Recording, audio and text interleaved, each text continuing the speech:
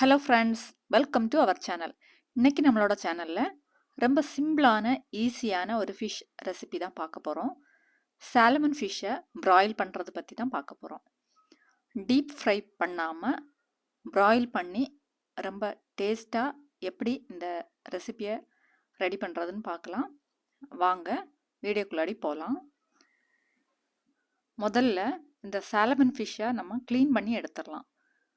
நான் இன்னைக்கு பெரிய பெரிய துண்டுகளாக தான் கட் பண்ணி எடுத்துருக்கிறேன். பெரிய பெரிய துண்டுகளாக கட் பண்ணிவிட்டு தோலெல்லாம் எடுத்துருங்க. எடுத்துட்டு நல்லா தண்ணியில் கழுவி எடுத்துக்கோங்க.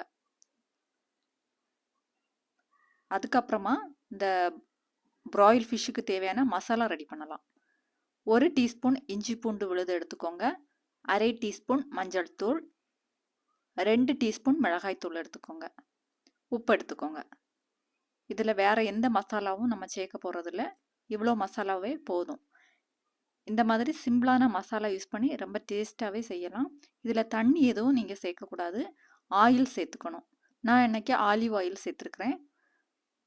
அதுக்கப்புறமா இந்த ஃபிஷ்ஷில் எந்த ஒரு எண்ணெயும் சேர்க்க வேண்டாம். நம்ம இந்த மசாலாவில் சேர்த்துருக்கிற அந்த எண்ணெயே அது வேகிறதுக்கு போதுமானது. இப்போ இந்த மசாலா பேஸ்ட்டை எடுத்து இந்த மீன் துண்டுகளில் நல்லா தடவிக்கோங்க. எல்லா துண்டுகள்லையும் தடவி எடுத்துக்கலாம். இந்த மசாலா பேஸ்ட்டை தடவிட்டு இந்த மீன் துண்டுகளை ஒரு அரை மணி நேரம் நம்ம ஊற வைக்க போகிறோம். மசாலா பேஸ்ட்டில் தண்ணி சேர்த்தோன்னா மசாலா ரொம்ப தண்ணி ஆயிரும். அப்புறம் மீன் துண்டுகளில் ஒட்டி பிடிக்காது. அதனால் இந்த மாதிரி கட்டியாக நம்ம மசாலா பேஸ்ட்டு ரெடி பண்ணிக்கணும். இப்போ எல்லா மீன் துண்டுகள்லையும் மசாலா தடவி அரை மணி நேரம் ஊற வச்சு எடுத்தாச்சு. அடுத்ததாக கிரில் பேன் எடுத்துக்கோங்க.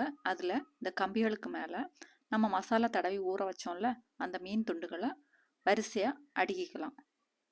கொஞ்சம் இடைவெளி விட்டு அடுக்கிக்கோங்க. அப்போ தான் வேகிறதுக்கு ஈஸியாக இருக்கும். இந்த ரெசிபி சீக்கிரமாகவே ரெடி ஆயிரும். ஒரு சைடு 15 நிமிஷம் வேக வச்சுக்கோங்க. இப்போ நம்ம அவனை ஆன் பண்ணிக்கலாம். ஆன் பண்ணிவிட்டு ப்ராயில் மோடில் வச்சுக்கலாம். லோ டெம்பரேச்சரில் வச்சுக்கோங்க. வச்சுட்டு ஒரு சைடு 15 நிமிஷம் நம்ம வேக வைக்க போகிறோம். இப்போ இந்த கிரில் பேனை உள்ளாடி வச்சிடலாம். வச்சுட்டு வேக விட்டுடலாம். க்ளோஸ் பண்ணிக்கலாம். இப்போ 15 நிமிடம் ஆயிடுச்சு. ஓப்பன் பண்ணி பார்க்கலாம். ரொம்ப ஹீட்டாக இருக்கும். அதனால பொறுமையாக கவனமாக எடுத்துக்கலாம். எடுத்துட்டு இப்போ இந்த ஒரு சைடு வெந்துடுச்சு. அதை அப்படியே திருப்பி விட்டுடலாம். 2 பக்கமும் மீன் நல்லா வேகணும். வெந்தால் தான் டேஸ்ட் நல்லாயிருக்கும். மீன் வெந்தால் தான் உடையாமல் நம்ம திருப்பி வைக்க முடியும். இல்லைன்னா துண்டுகள் உடஞ்சி போயிடும். அதனால வெந்திருக்கான்னு பார்த்துட்டு அதுக்கப்புறமா நம்ம திருப்பி விட்டுக்கலாம். இப்போ ஒரு சைடு வெந்துடுச்சு, திருப்பி விட்டாச்சு. இதே மாதிரியே திரும்பவும் நம்ம 15 நிமிஷம் அடுத்த பக்கத்தையும் வேக வைக்கணும். திரும்பவும் அவனுக்குள்ளாடி 15 நிமிஷம் வச்சுக்கலாம். க்ளோஸ் பண்ணிக்கோங்க. இப்போ 15 நிமிஷம் ஆயிடுச்சு. வெளியே எடுத்துட்டு இனியும் ஒரு 15 நிமிஷம் கூட நம்ம வேக வச்சுக்கலாம். மசாலாவை பாருங்கள்.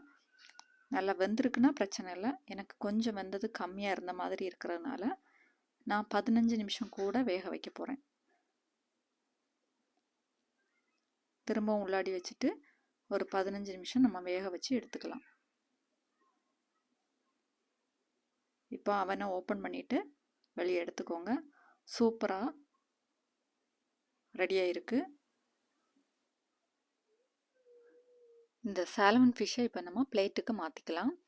இந்த சாலமன் ஃபிஷ்ஷில் நிறைய சத்துக்கள் இருக்குது.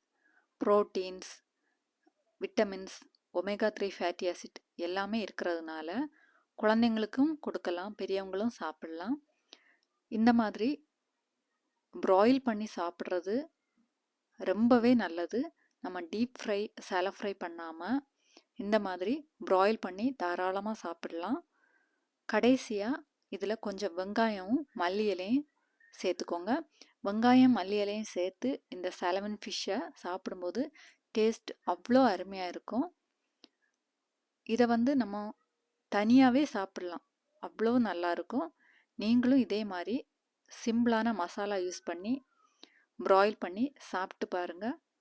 டேஸ்ட்டு ரொம்ப அட்டகாசமாக இருக்கும். சாப்பிட்டுட்டு எப்படி இருந்ததுன்னு சொல்லுங்கள்.